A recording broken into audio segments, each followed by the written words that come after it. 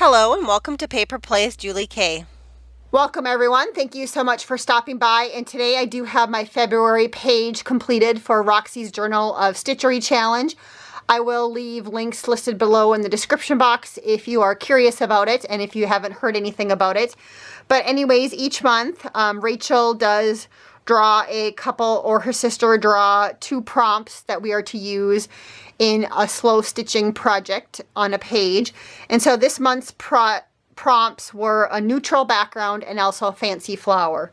So as you can see, I did create a neutral background, and I basically just used 3 pieces to create my background. I had this little strip up here, and then I also had this little panel that already had a flower in it.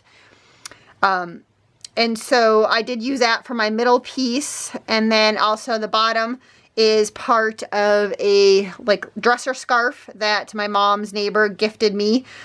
She used to live in Italy, and it was a dresser scarf that she had picked up when she was in Italy, and I think she used it underneath a plant or something, and so it did leak, and so it did have a big stain and a hole in the middle of it, but the lace and the edging was still really nice, and so I did cut off a piece of it to use on the bottom just because I did want some lace hanging down off of the bottom. So I did start off that for my neutral background. I also went ahead then and stitched on this really pretty flower trim, and then on top of the flower trim I did go ahead and add some pearls to it. I did stitch on some pearls. And I believe once I finished that, I did go ahead and on the inside of the flower, there was all these petals.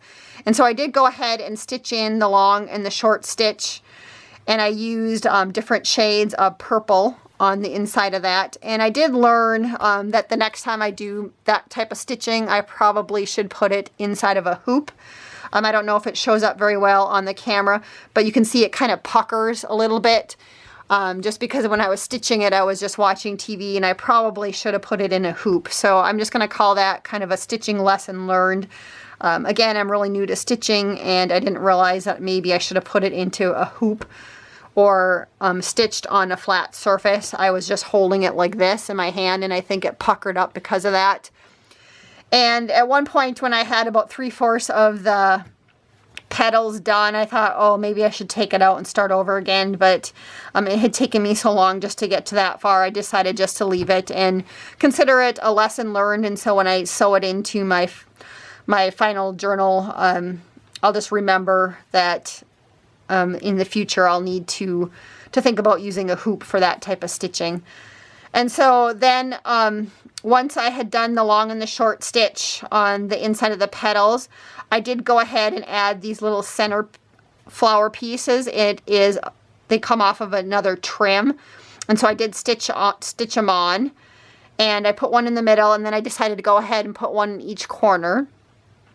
And then also after that, I decided that my flower petals needed to be outlined somehow, and I was thinking about doing like a couching stitch, but then I decided to go ahead and add pearls to it. Since it was already somewhat 3D with these flowers that I added, I decided to go ahead and stitch on some pearls. And so I did stitch on pearls around each of them. And then once I was completed with that, I went back up to the top of the page, and I decided to, every month I have been writing out the month that the page is for. So I did write out the month of February, and since February has Valentine's Day in it, I did try my hand at stitching some little hearts using the satin stitch. A couple of the hearts look better than some of the other ones, but I don't think it looks too bad considering I just kind of freehand did them on the top. So again, just new to stitching and learning how to do some new things. And so I do look forward to participating again next month, and looking forward to seeing what the prompts are for next month so I can get going on next month's project. And then also this month I did go ahead and I took photos kind of at each step as I was working on it. So at the end of this video, when I'm done talking, I will go ahead and just show the progression of the photos so you can kind of see what it looked like from beginning to end for those of you that are interested in that. And so again, until next time, I hope you guys all have a wonderful day and happy crafting.